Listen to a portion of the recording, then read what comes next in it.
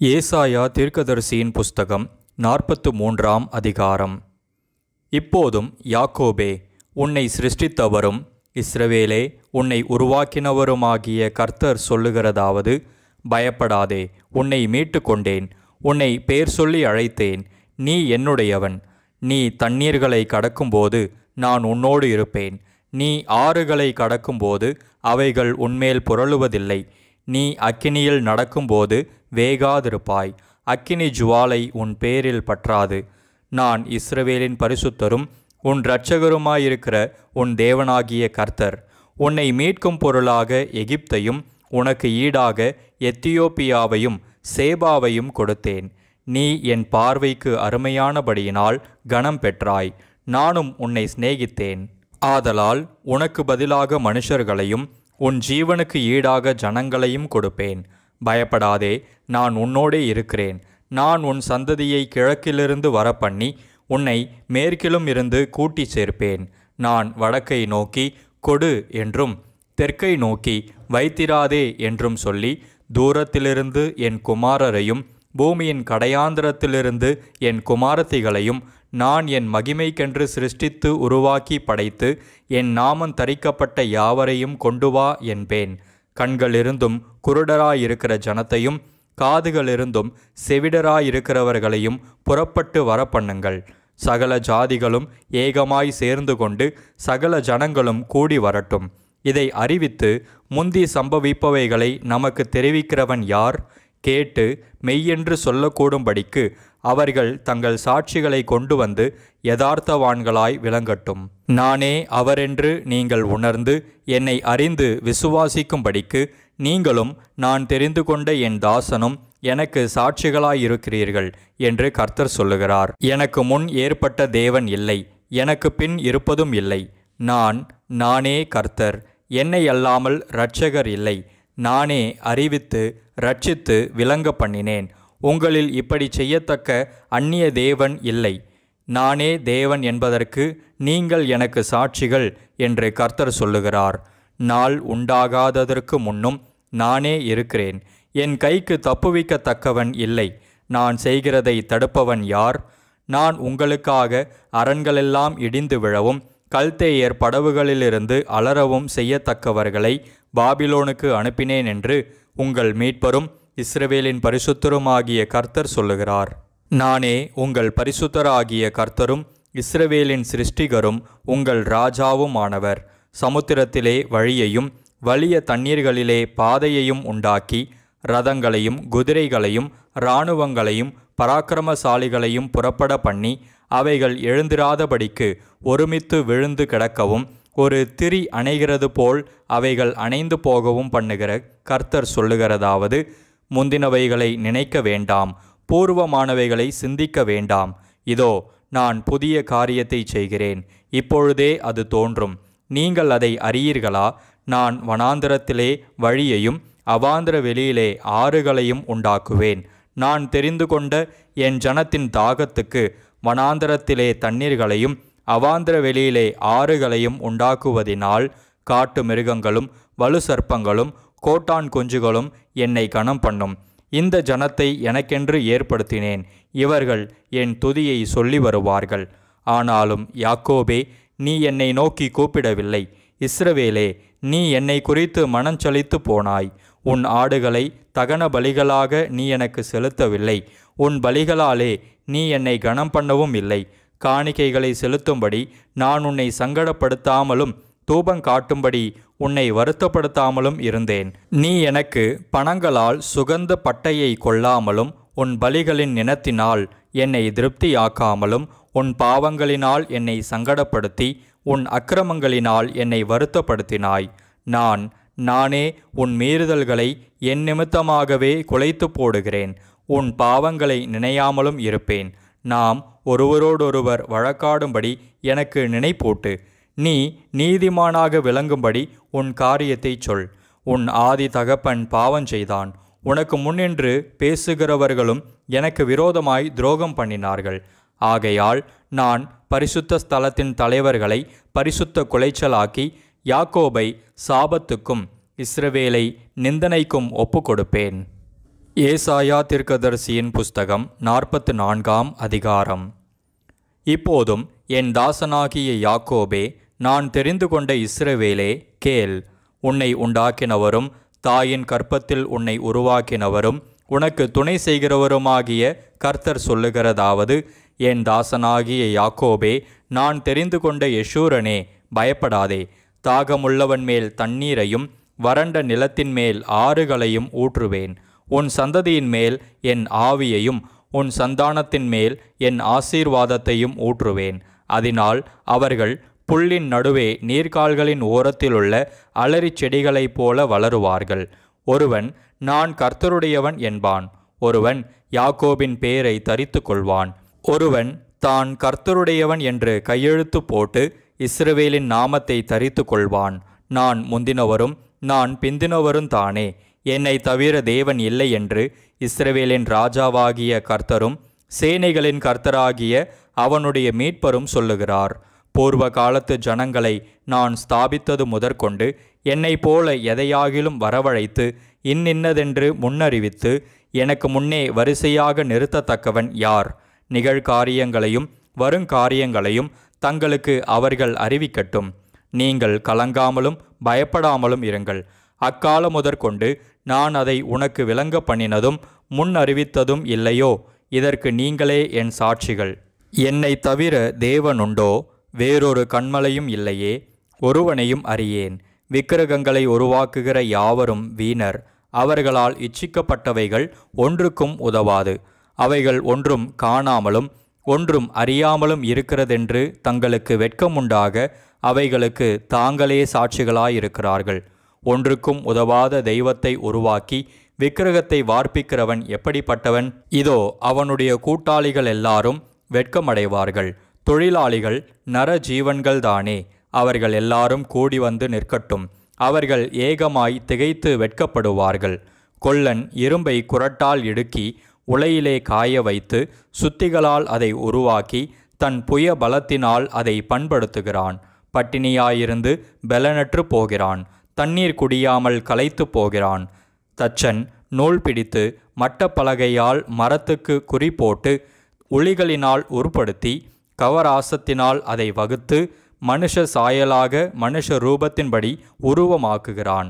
அதை கோவிலிலே நாட்டி வைக்கிறான். அவன் தனக்கு கேதுருக்களை வெட்டுகிறான். ஒரு மருத மரத்தையாவது ஒரு கர்வாலி மரத்தையாவது தெரிந்து கொண்டு காட்டு மரங்களிலே பலத்த மரத்தை தன் காரியத்துக்காக வளர்க்கிறான். அல்லது அசோக மரத்தை நடுகிறான். மழை அதை வளரச் செய்யும். மனுஷனுக்கு அவைகள் அடுப்புக்காகும்போது அவன் அவைகளில் எடுத்து குளிர் காய்கிறான். நெருப்பை மூட்டி அப்பமும் சுடுகிறான். அதனால் ஒரு தெய்வத்தையும் உண்டு பண்ணி அதை பணிந்து கொள்ளுகிறான். ஒரு விக்கிரகத்தையும் அதனால் செய்து அதை வணங்குகிறான். அதில் ஒரு துண்டை அடுப்பில் எரிக்கிறான். ஒரு துண்டினால் இறைச்சியை சமைத்து புசித்து பொரியலை பொரித்து திருப்தியாகி குளிரும் காய்ந்து ஆ ஆ அனலானேன், நெருப்பை கண்டேன் என்று சொல்லி அதில் மீதியான துண்டை தனக்கு விக்கிரக தெய்வமாகச் செய்து அதற்கு முன் விழுந்து அதை வணங்கி, நீ என் தெய்வம், என்னை இரட்சிக்க வேண்டும் என்று அதை நோக்கி மன்றாடுகிறான்.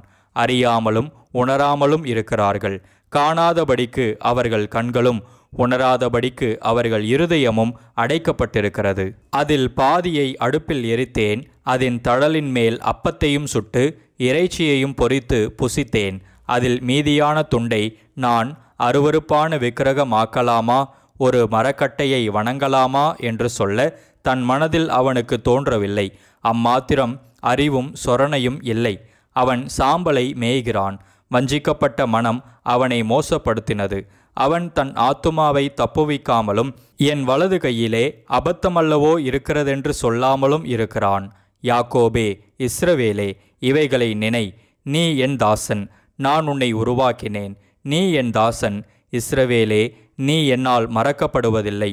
உன் மீறுதல்களை மேகத்தைப் போலவும் உன் பாவங்களை கார் மேகத்தைப் போலவும் அகற்றிவிட்டேன். என்னிடத்தில் திரும்பு, உன்னை நான் மீட்டு கொண்டேன். வானங்களே, களித்து பாடுங்கள், கர்த்தர் இதை செய்தார். பூதலத்தின் தாழ்விடங்களே, ஆர்ப்பரியுங்கள். பர்வதங்களே, காடுகளே, காட்டிலுள்ள சகல மரங்களே, கெம்பீரமாய் முழங்குங்கள். கர்த்தர் யாக்கோபை மீட்டு இஸ்ரவேலிலே மகிமைப்படுகிறார். உன் மீட்பரும் தாயின் கர்ப்பத்தில் உன்னை உருவாக்கினவருமான கர்த்தர் சொல்லுகிறதாவது, நானே எல்லாவற்றையும் செய்கிற கர்த்தர். நான் ஒருவராய் வானங்களை விரித்து நானே பூமியை பரப்பினவர். நான் கட்டுக்கதைக்காரரின் குறிகளை அபத்தமாக்கி குறி சொல்லுகிறவர்களை நிர்மூடராக்கி ஞானிகளை வெட்கப்படுத்தி அவர்கள் அறிவை பைத்தியமாக பண்ணுகிறவர். நான் என் ஊழியக்காரரின் வார்த்தையை நிலைப்படுத்தி என் ஸ்தானாபதிகளின் ஆலோசனையை நிறைவேற்றி குடியேறுவாய் என்று எருசலேமுக்கும் கட்டப்படுவீர்கள் என்று யூதாவின் பட்டணங்களுக்கும் சொல்லி அவைகளின் பாழான ஸ்தலங்களை எடுப்பிப்பவர். நான் ஆழத்தை நோக்கி வற்றிப்போ என்றும் உன் நதிகளை வெட்டாந்தரையாக்குவேன் என்றும் சொல்லுகிறவர். கோரேசை குறித்து, அவன் என் மெய்ப்பன், அவன் எருசலேமை நோக்கி நீ கட்டப்படு என்றும் தேவாலயத்தை நோக்கி நீ அஸ்திபாரப்படு என்றும் சொல்லி எனக்கு பிரியமானதை எல்லாம் நிறைவேற்றுவான் என்று சொல்லுகிறவர் நான். ஏசாயா தீர்க்கதரிசியின் புஸ்தகம் 45ஆம் அதிகாரம். கர்த்தராகிய நான் அபிஷேகம் பண்ணின கோரேசுக்கு முன்பாக ஜாதிகளை கீழ்ப்படுத்தி ராஜாக்களின் இடைக்கட்டுகளை அவிழ்க்கும்படிக்கும் அவனுக்கு முன்பாக வாசல்கள் பூட்டப்படாதிருக்க கதவுகளை திறந்து வைக்கும்படிக்கும் அவனை பார்த்து அவன் வலது கையை பிடித்து கொண்டு அவனுக்கு சொல்லுகிறதாவது, நான் உனக்கு முன்னே போய் கோணலானவைகளை செவ்வையாக்குவேன். உன்னை பெயர் சொல்லி அழைக்கிற இஸ்ரவேலின் தேவனாகிய கர்த்தர் நானே என்று நீ அறியும்படிக்கு வெண்கல கதவுகளை உடைத்து இருப்பு தாழ்பால்களை முறித்து அந்தகாரத்தில் இருக்கிற பொக்கிஷங்களையும் ஒளிப்பிடத்தில் இருக்கிற புதையல்களையும் உனக்கு கொடுப்பேன். நான் என் தாசனாகிய யாக்கோபின் நிமித்தமும் நான் தெரிந்து கொண்ட இஸ்ரவேலின் நிமித்தமும் நான் உன்னை பெயர் சொல்லி அழைத்து நீ என்னை அறியாதிருந்தும் உனக்கு நாமம் தரித்தேன். நானே கர்த்தர், வேறொருவர் இல்லை. என்னை தவிர தேவன் இல்லை. என்னை தவிர ஒருவரும் இல்லை என்று சூரியன் உதிக்கிற திசையிலும் அது அஸ்தமிக்கிற திசையிலும் அறியப்படும்படிக்கு நீ என்னை அறியாதிருந்தும் நான் உனக்கு இடைக்கட்டு கட்டினேன். நானே கர்த்தர், வேறொருவர் இல்லை. ஒளியை படைத்து இருளையும் உண்டாக்கினேன். சமாதானத்தை படைத்து தீங்கையும் உண்டாக்குகிறவர் நானே.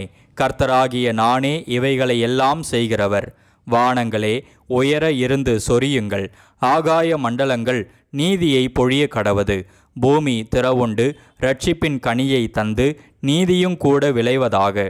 கர்த்தராகிய நான் இவைகளை உண்டாக்குகிறேன். மண்ணோடுகளுக்கொத்த ஓடாயிருந்தும் தன்னை உருவாக்கினவரோடே வழக்காடுகிறவனுக்கு ஐயோ! களிமண் தன்னை உருவாக்கினவனை நோக்கி என்ன செய்கிறாய் என்று சொல்லத்தகுமோ? உன் கிரியையானது அவருக்கு கைகள் இல்லை என்று சொல்லலாமோ?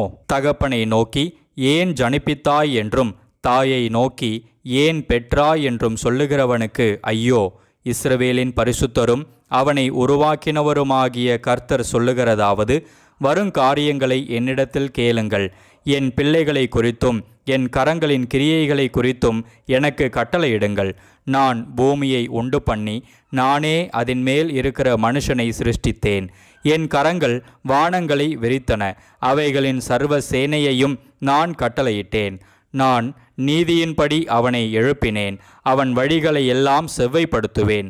அவன் என் நகரத்தை கட்டி சிறைப்பட்டு போன என்னுடையவர்களை கிரயமில்லாமலும் பரிதானமில்லாமலும் விடுதலையாக்குவான் என்று சேனைகளின் கர்த்தர் சொல்லுகிறார். எகிப்தின் சம்பாத்தியமும் எத்தியோப்பியாவின் வர்த்தக லாபமும் நெடிய ஆட்களாகிய சபேயரின் வர்த்தக லாபமும் உன்னிடத்திற்கு தாண்டி வந்து உன்னுடையதாகும். அவர்கள் உன் பின்னே சென்று விலங்கிடப்பட்டு நடந்து வந்து உன்னுடனே மாத்திரம் தேவன் இருக்கிறார் என்றும் அவரை அல்லாமல் வேறே தேவன் இல்லை என்றும் சொல்லி உன்னை பணிந்து கொண்டு உன்னை நோக்கி விண்ணப்பம் பண்ணுவார்கள் என்று கர்த்தர் சொல்லுகிறார்.